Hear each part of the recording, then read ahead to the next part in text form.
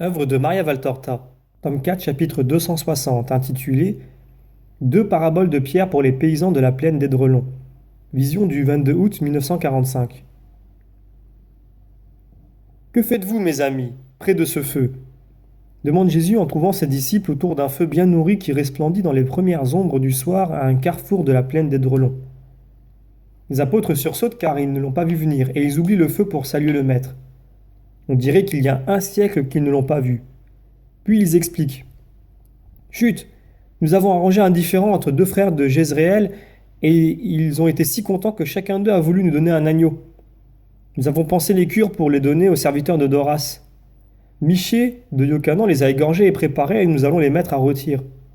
Ta mère, Marie et Suzanne sont allées avertir les serviteurs de Doras de venir à la fin de la soirée, quand l'intendant s'enferme chez lui pour boire. Les femmes se font moins remarquer. Nous avons essayé de les voir en passant comme des voyageurs à travers les champs, mais on a fait peu de choses. Nous avions décidé de nous réunir ici ce soir et de dire quelque chose de plus pour l'âme, et pour qu'ils se sentent bien aussi dans leur corps, comme tu l'as fait les autres fois. Mais maintenant que tu es là, ce sera plus beau. Qui aurait parlé? Eh bien, un peu tous. Comme ça, sans façon. On ne peut pas davantage, d'autant plus que Jean, Simon le Zélote et ton frère ne veulent pas parler, pas plus que Judas. Barthélemy lui aussi cherche à ne rien dire. Nous nous sommes même disputés pour ça, dit Pierre. Et pourquoi refuse-t-il de parler? Jean et Simon, parce qu'ils disent que ce n'est pas bien que ce soit toujours eux. Ton frère, parce qu'il veut que je parle moi, sous prétexte que je ne commence jamais. Barthélemy, parce qu'il a peur de parler trop en maître et de ne pas savoir convaincre. Tu vois que ce sont des excuses. Et toi, Judas, pourquoi refuses-tu de parler? Mais pour les mêmes raisons que les autres. Pour toutes à la fois, car elles sont toutes justes. Cela fait beaucoup de raisons. Et il y en a une qu'on n'a pas mentionnée. Maintenant, c'est moi qui juge, et mon jugement est sans appel. Toi, Simon-Pierre, tu parleras comme le dit Jude. Il le dit avec sagesse. Et toi, Judas, tu parleras aussi. Ainsi, une des multiples raisons, celle que Dieu et toi connaissez, cessera d'être. Maître, crois-moi, il n'y a rien d'autre, tente de répliquer Judas. Mais Pierre lui coupe la parole. Oh Seigneur, moi parler en ta présence, je n'y arriverai pas. J'ai peur de te faire rire. Tu ne veux pas être seul, tu ne veux pas être avec moi. Que veux-tu donc? Demande Jésus. Tu as raison, mais qu'est-ce que je dois dire? Regarde ton frère qui arrive avec les agneaux. Aide-le et pense-y pendant qu'il cuise. Tout sert à trouver des sujets. Même un agneau sur la flamme? Demande Pierre, incrédule. Oui, obéis. Pierre pousse un soupir vraiment pitoyable mais ne réplique plus. Il va à la rencontre d'André et l'aide à embrocher les animaux sur un bâton taillé en pointe qui fait office de broche. Et il se met à en surveiller la cuisson avec sur le visage une concentration qui lui donne l'air d'un juge au moment de la sentence. Allons à la rencontre des femmes, Judas, ordonne Jésus. Il se dirige vers les champs désolés de Doras. Un bon disciple ne méprise pas ce que le maître ne méprise pas, Judas, dit-il après un moment et sans préambule. Maître, je n'éprouve aucun mépris. Mais comme Barthélemy, je sens que je ne serai pas compris et je préfère me taire. Nathanaël le fait par peur de ne pas savoir répondre convenablement à mon désir, c'est-à-dire éclairer et réconforter les cœurs. Il agit mal lui aussi, parce qu'il manque de confiance dans le Seigneur.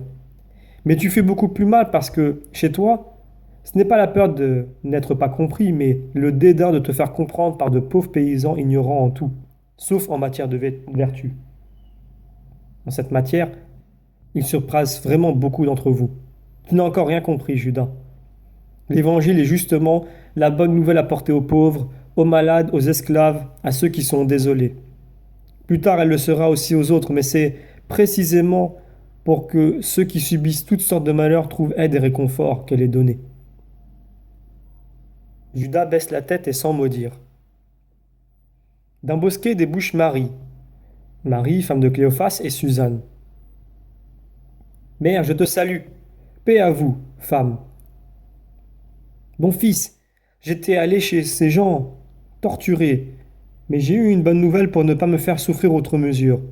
Doras s'est débarrassé de ses terres et Eucanan les a prises. Ce n'est pas le paradis, mais ce n'est plus l'enfer. L'intendant de Doras l'a annoncé aujourd'hui aux paysans. Il est déjà parti en emportant sur les chars jusqu'au dernier grain de blé et en les laissant tous sans vivres. Et comme le surveillant de Eucanan n'a aujourd'hui des vivres que pour ses serviteurs, ceux de Doras auraient dû rester sans manger.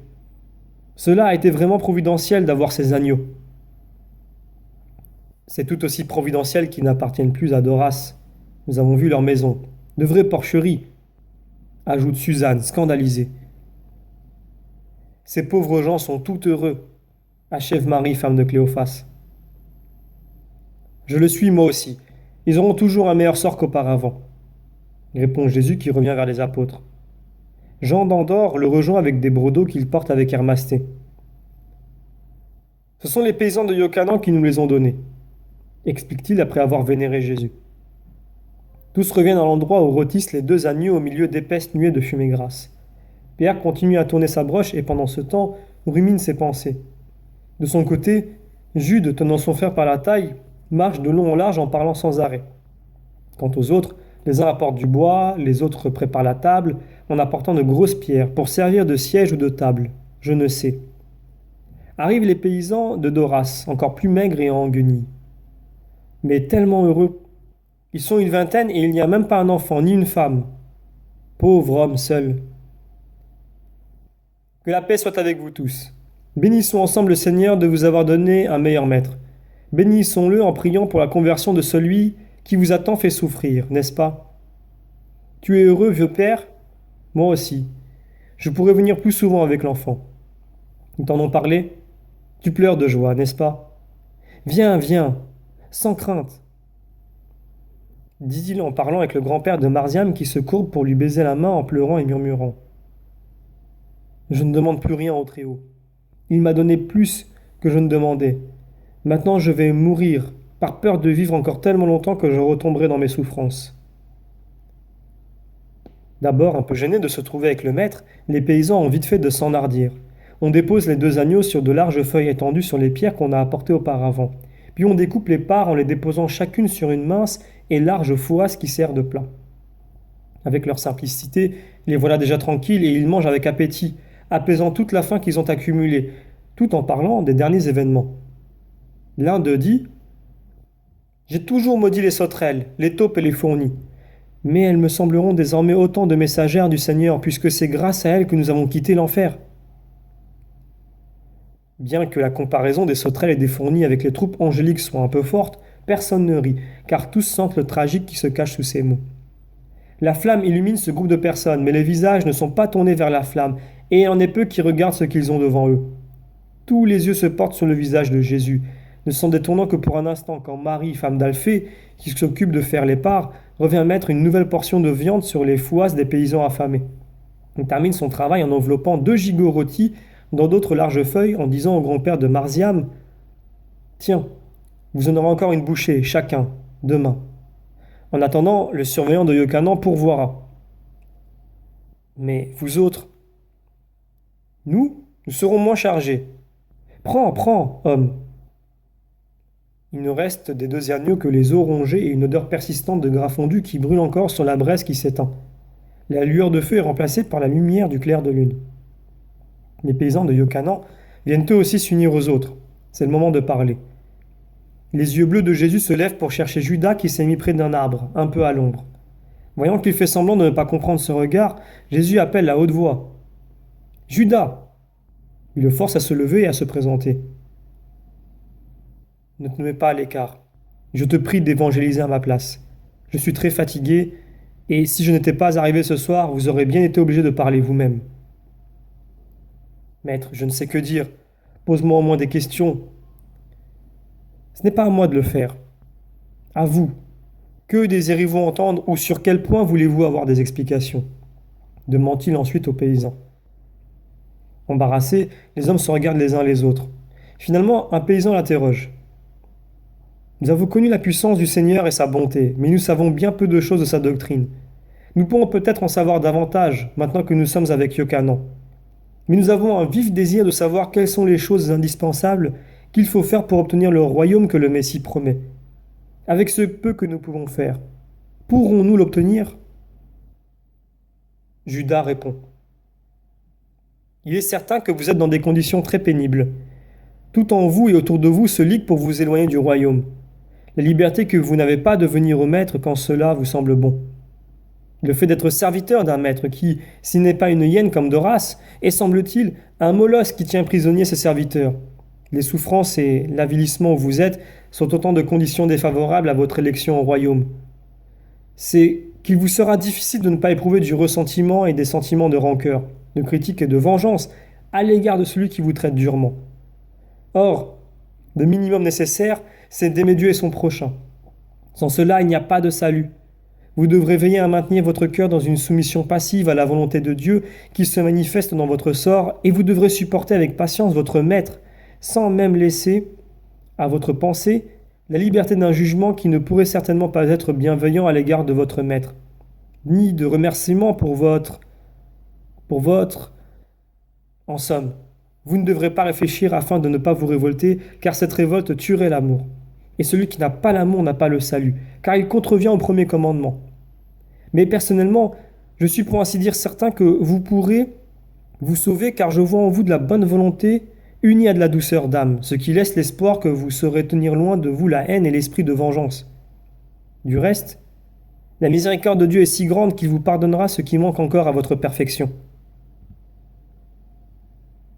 Silence. Jésus garde la tête très penchée, ce qui empêche de voir l'expression de son visage. Mais on peut voir le visage des autres, et ce ne sont pas vraiment des visages heureux. Les paysans semblent plus humiliés qu'auparavant. Les femmes et les apôtres sont stupéfaits, je pourrais dire presque épouvantés. Nous essaierons de ne faire surgir en nous aucune pensée qui ne soit de patience et de pardon, répond humblement le vieillard. Un autre paysan soupire. Il nous sera sûrement difficile d'arriver à la perfection de l'amour. Pour nous, c'est déjà beaucoup de ne pas être devenus assassins de ceux qui nous torturent. L'esprit souffre, souffre, souffre, et même s'il n'est pas, il a du mal à aimer, comme ces enfants émaciés qui ont du mal à grandir. Moi, non, homme. Moi, au contraire, je crois justement que parce que vous avez tant souffert sans en arriver à l'assassinat et à la vengeance, vous avez l'âme plus forte que la nôtre en fait d'amour. Vous aimez sans même vous en rendre compte, dit Pierre pour les consoler. Pierre s'aperçoit qu'il a pris la parole et s'interrompt pour dire « Oh maître, mais tu m'as dit que je devais parler et même illustrer mes paroles par l'agneau que je faisais rôtir. J'ai continué à le regarder pour chercher de bonnes paroles à dire à nos frères dans leur situation. Mais certainement parce que je suis sotte, je n'ai rien trouvé qui convienne et, je ne sais comment, je suis parti très loin dans mes pensées. Je ne sais pas dire si elles sont extravagantes. Et alors elles sont bien de moi, ou saintes, et dans ce cas, elles sont sûrement venues du ciel. Je l'ai dit comme elles me sont venues de toi, maître. Tu m'en donneras l'explication et tu me désapprouveras et vous aurez tous pitié. Donc je regardais tout d'abord la flamme et j'ai pensé, voilà, qu'est-ce qui alimente la flamme? Le bois. Mais le bois ne s'enflamme pas tout seul, et même s'il n'est pas bien sec, il ne s'allume pas du tout car l'eau l'alourdit et empêche l'amadou de l'enflammer. Le bois, quand il est mort, arrive à pourrir et à se réduire en poussière par l'action des vers, mais il ne s'allume pas tout seul. Mais si on l'arrange comme il faut, et qu'on approche l'amadou, il allume feu. On fait surgir l'étincelle. On aide le feu à prendre en soufflant sur les brindilles pour faire grandir la flamme, car on commence toujours par les branches les plus fines. Et voilà que la flamme surgit, et devient belle et utile, et elle envahit tout, même les grosses bûches. Et je me disais, nous sommes le bois. Par nous-mêmes, nous ne nous allumons pas. Mais il faut veiller à ne pas trop nous laisser imprégner par les lourdes eaux de la chair et du sang pour permettre à l'amadou de nous embrasser. Et nous devons désirer être brûlés, car si nous restons inertes, nous pouvons être détruits par les intempéries et les vers, c'est-à-dire par l'humanité et le démon. Alors que, si nous nous abandonnons au feu de l'amour, il commencera par brûler les brindilles et les détruira. Et pour moi, ces brindilles, c'était les imperfections. Puis il grandira et s'attaquera aux bûches les plus grosses, c'est-à-dire aux passions les plus fortes. Et nous, le bois, chose matérielle, dure, opaque, grossière aussi, nous deviendrons cette chose belle, immatérielle, agile qu'est la flamme. Et tout cela parce que nous aurons mis l'amour en pratique. L'allume-feu et l'amadou qui, de notre être misérable d'homme, pécheur, font l'ange dans le futur, le citoyen du royaume des cieux. Cela a été ma première pensée. Jésus a levé un peu la tête et reste à écouter, les yeux fermés avec une ombre de sourire sur les lèvres. Les autres regardaient Pierre, encore étonné, mais ne sont plus effrayés. Ce dernier reprend tranquillement. Une autre pensée m'est venue en regardant les agneaux qui cuisaient. Ne dites pas que mes pensées sont puériles. Le maître m'a dit de les chercher dans ce que je voyais, et j'ai obéi. Je regardais donc les animaux et je me disais, là, ce sont deux êtres innocents et doux. Notre écriture est pleine de douces allusions à l'agneau, à la fois pour rappeler celui qui est le Messie et Sauveur promis depuis le moment où il a été représenté par l'agneau mosaïque, et pour dire que Dieu aura pitié de nous. C'est ce que disent les prophètes. Il vient rassembler ses brebis, secourir celles qui sont blessées, porter celles qui ont un membre fracturé. Et je me disais, quelle bonté! Comme il ne faut pas avoir peur d'un Dieu qui nous promet tant de pitié, pour nous qui sommes misérables. Mais, me disais-je encore, il faut être doux, doux au moins, puisque nous ne sommes pas innocents. Doux et désireux d'être consumés par l'amour, car même l'agneau le plus tendre et le plus pur, que devient-il une fois tué, si la flamme ne le cuit pas?